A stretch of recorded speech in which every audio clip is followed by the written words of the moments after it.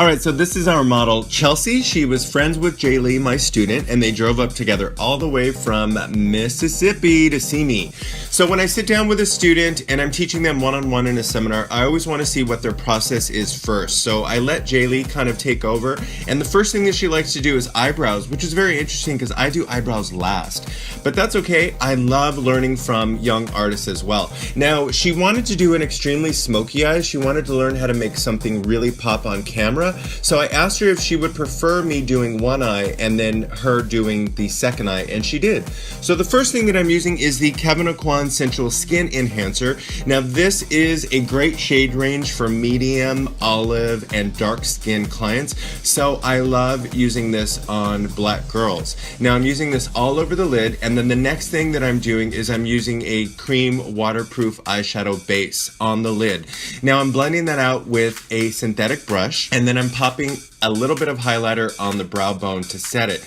And then we're going to use corresponding colors to build out the crease and to mattify the lid. I'm showing Jaylee my techniques for blending and my techniques for color selection, and showing her where exactly she should start the color and stop the color, and how much pigment she should actually use. Now, one of the things that I like doing is working out of my students' makeup kit, especially like Jaylee, because Jaylee is a working professional makeup artist in Mississippi. She has a ton of products. She brought me her entire makeup box to play with, so it was really fun. I got to use some eyeshadow palettes that I've never used before from Too Faced and Urban Decay and NARS, and I really love kind of working with those products, because I will say honestly that some of the products did not have enough pigment for me. They wouldn't have been my first choice, but we got them to work. As you can see, I got the first eye done, and then she is moving into the second eye.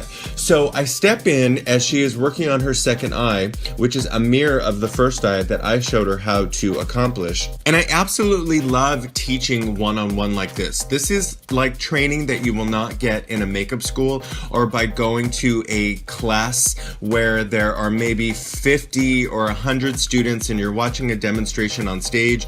There is nothing like working side by side with a personal makeup mentor, and I truly feel that you are going to get so much more valuable experience and education from working with me like this.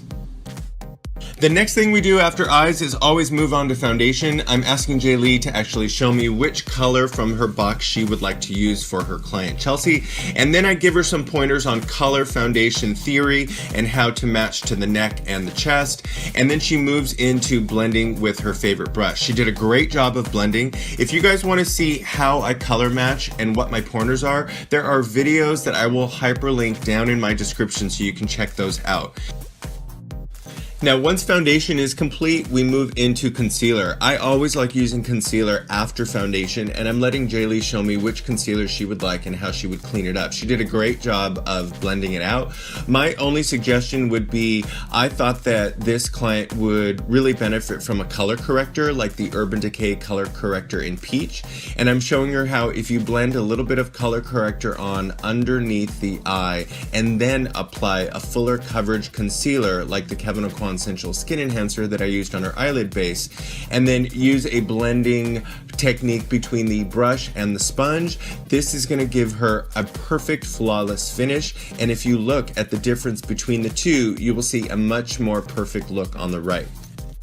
Another thing that we really went over is lighting and lighting in the room, because Jaylee noticed a difference between the left side and the right side other than the peach color corrector. And so what I did is I showed her that if you stand in front of the light, or if you notice that there is a patio window which is casting in highlight from the sun, that's going to completely change the way your makeup is applied. So either take your client and face her towards the window, or have really strong light balance from both sides.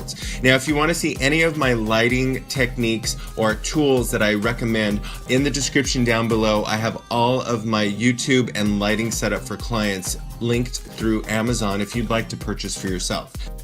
Next, I'm having her take a picture with her phone and use a flash.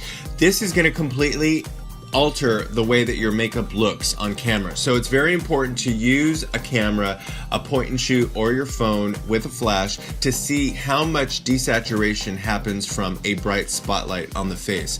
Then you can kind of manipulate how much blush, how much contour, how much bronzer you actually need, because it's important, especially when working with celebrity clients or when working on a photo shoot where you know that there's going to be a very strong bounce or flash used. Your makeup needs to be altered depending on how much light is going to be used. Now, this is different when you're working with a client who is just looking for an everyday makeup, but Jaylee came to me because she really wanted to perfect her model makeup skills, her fashion editorial looks, her celebrity red carpet looks. So that's the process that we were going over. Now, brows were perfect. Jaylee did a perfect job on brows. I'm adding just a touch of mascara on both top and bottom lashes, and we're adding a very beautiful soft pink lip gloss, and the entire look is done. This is the look that I truly love. It's classic, it's modern, and it's a smoky eye for the ages. I hope you guys enjoyed it. Let me know in the comments down below.